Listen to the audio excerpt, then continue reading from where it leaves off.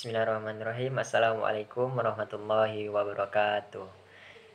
Perkenalkan, nama saya Irsal Rasyidi dari kelas PAI semester 2. Di sini saya dari kelompok 9. Di kelompok 9 ini kami beranggotakan 4 orang.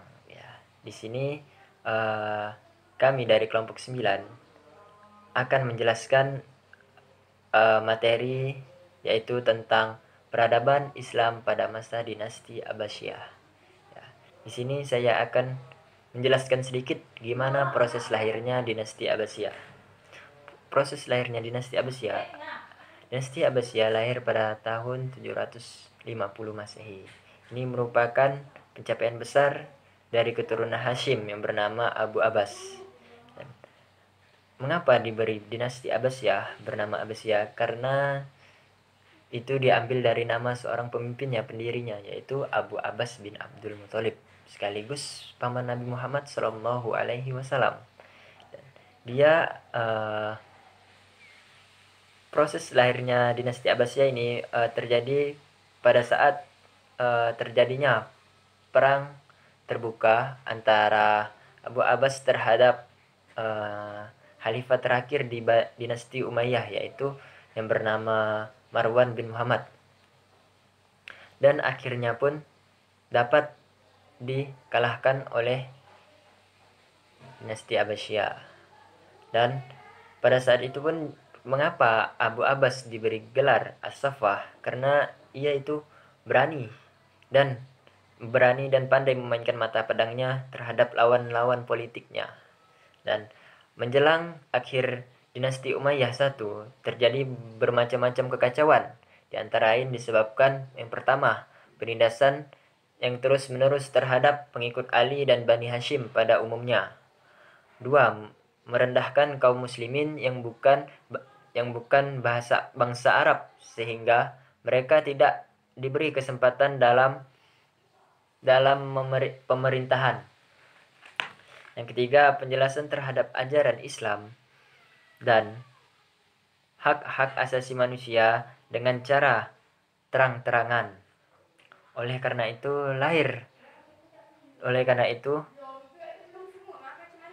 lahirlah dinasti Abbasiyah. Logis kalau Bani Hashim mencari jalan keluar dengan mendirikan gerakan rahasia untuk menumbangkan dinasti Umayyah. Dari kejadian tadi itulah dinasti Abbasiyah mengambil gerakan untuk menumbangkan dinasti Umayyah. Mereka memusatkan kegiatan di Khurasan. Dengan usaha ini pada tahun 132 Hijriah atau 750 Masehi, tumbanglah Daulah Umayyah dengan terbunuhnya Marwan bin Muhammad, khalifah terakhir dari dinasti Umayyah. Ya, begitu. Dengan terbunuhnya Marwan, mulailah berdiri Daulah Abbasiyah dengan diangkatnya khalifah pertama, yaitu Abu Abbas As-Saffah pada tahun, dan berdiri dinasti Abbasiyah itu pada tahun 750 Masehi atau 132 Hijriah. Oke, mungkin sekian itu proses lahirnya dinasti Abbasiyah. Selanjutnya akan dilanjutkan penjelasan selanjutnya akan dilanjutkan oleh teman saya. Bismillahirrahmanirrahim. Assalamualaikum warahmatullahi wabarakatuh. Asyhadu la ilaha illallah wa asyhadu anna Muhammadan abduhu wa rasuluh la nabiyya ba'da. Qala rabbi shrah sadri wa yassir li amri wahlul 'uqdatam min lisani yafqahu qauli. Perkenalkan, nama saya Anggi Rialdi Davi, NIM 11901212. Saya dari kelompok 9. Di sini kelompok kami membahas tentang dinasti Abbasiyah. Saya sedikit menjelaskan tentang masa keemasan dinasti Abbasiyah. Nah, perlu kita ketahui, sebelum berdirinya dinasti Abbasiyah ada yang namanya dinasti Umayyah. Nah, dinasti Umayyah ini hancur. Nah, digantikanlah oleh dinasti Abbasiyah. Nah, kemudian pemerintah Abbasiyah berlanjut dari tahun 132 Hijriah hingga tahun 656 Hijriah. Temponya ialah selama 524 tahun pada tahun 656 Hijriah. Nah, kemudian namun di masa keemasan dinasti Abbasiyah, para pengkaji ini membagi beberapa fase, yaitu fase 1 sampai fase 5. Fase 1 sampai 3 yaitu pada fase keemasannya, pada masa keemasan. Fase 4 dan 5 itu fase di mana dinasti Abbasiyah hancur. Kemudian fase pertama. Nah, fase pertama yaitu fase pembentukan, yaitu pada tahun 750 Masehi sampai 874 atau 132 Hijriah sampai 232 Hijriah. Nah, disebut pengaruh Persia pertama, yaitu berlanjut dari kekuasaan khalifah bernama Abu Abbas As-Saffah tahun 750 Masehi atau 132 Hijriah sampai ke Khalifah 9, yaitu Khalifah Al-Wastiq tahun 847 Masehi atau 332 Hijriah. Kemudian lanjut ke fase kedua. Fase kedua ini pada tahun 232 Hijriah sampai 334 Hijriah atau 847 Masehi sampai 945 Masehi. Nah, fase kedua ini dikenal dengan pengaruh kekuasaan Turki pertama. Pengaruh kekuasaan Turki pertama. Fase ini dimulai dari Khalifah ke-10, yaitu Al-Mutawakkil. Pada fase ini perkembangan peradaban masih bisa berkembang, akan tetapi tidak sepesat seperti fase sebelumnya, seperti membangun istana, masjid, dan masih berjalan, belajar mengajar tetap masih berjalan.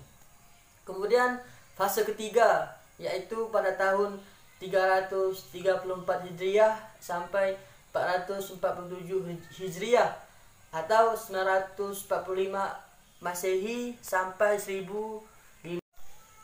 Oke, saya akan melanjutkan lagi, yaitu ke fase ketiga. Fase ketiga ini pada tahun 334 Hijriah sampai 447 Hijriah atau 945 Masehi sampai 1055 Masehi. Nah, fase ketiga ini yaitu fase pengaruh dinasti Buhayyi. Nah, atau disebut juga dengan Persia kedua.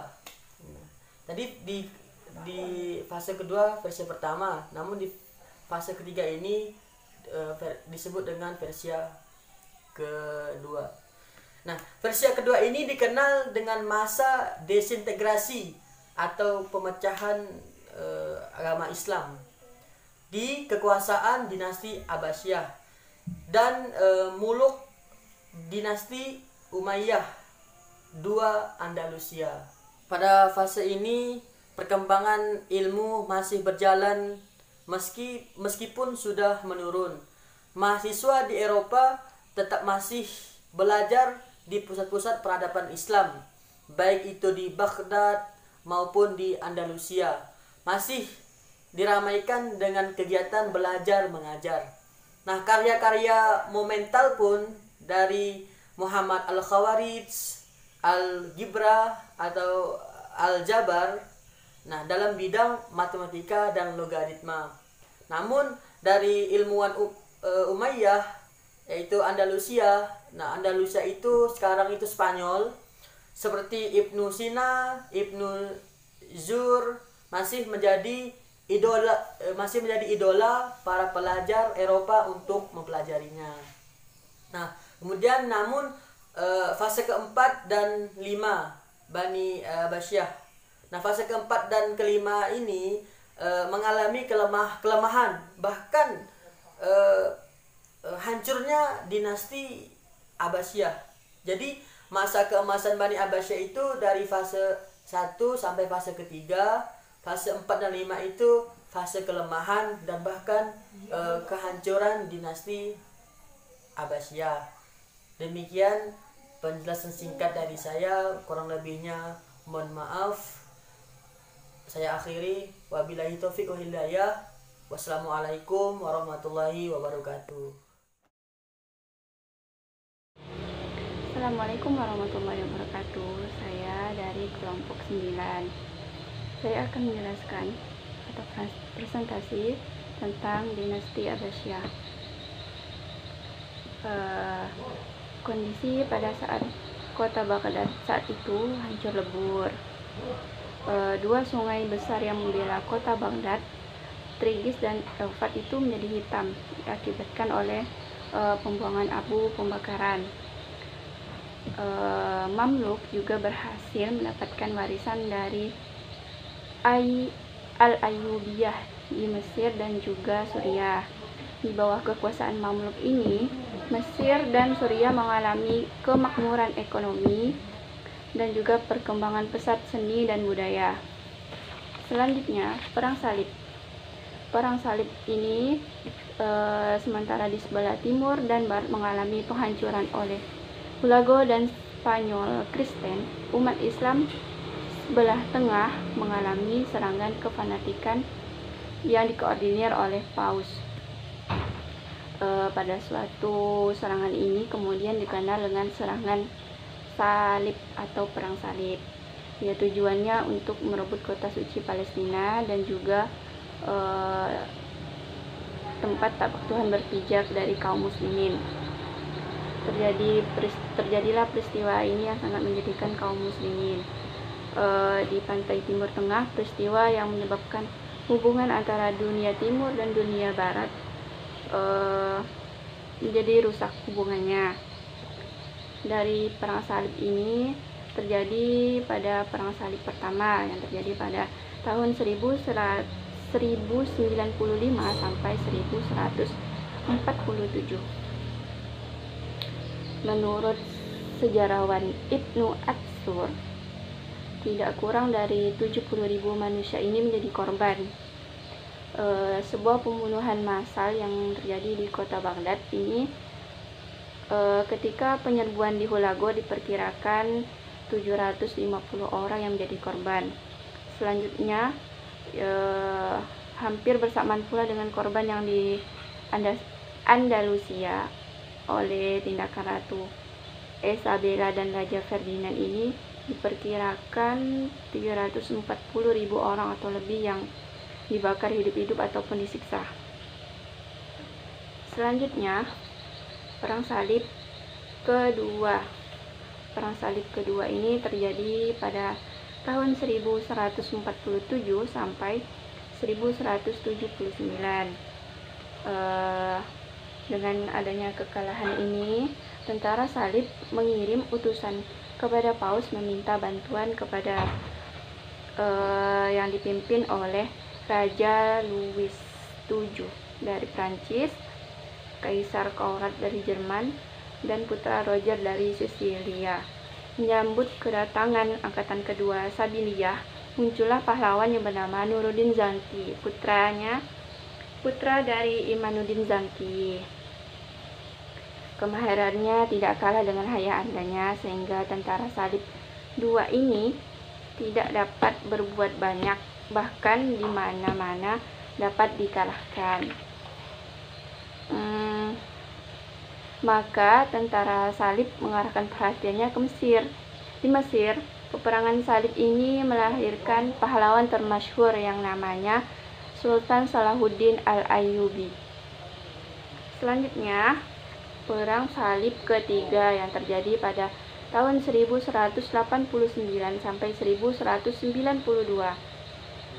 Karena permintaan inilah Eropa mengirimkan tentara salibnya ketiga. Mula-mula datang Raja Austria dan Jerman bernama Frederick membawa sebanyak 200.000 orang.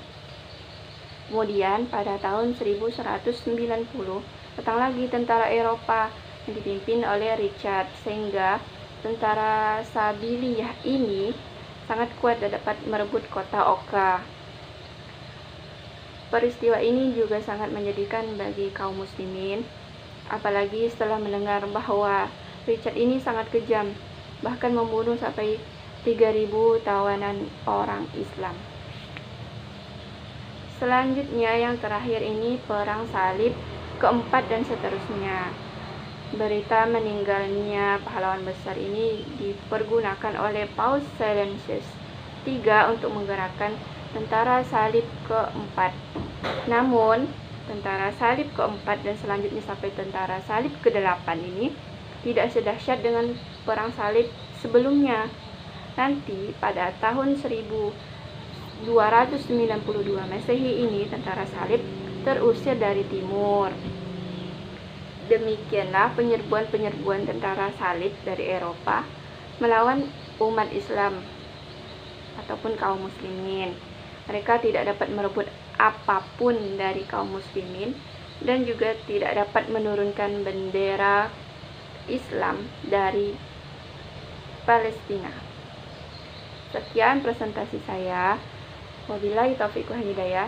Wassalamualaikum warahmatullahi wabarakatuh.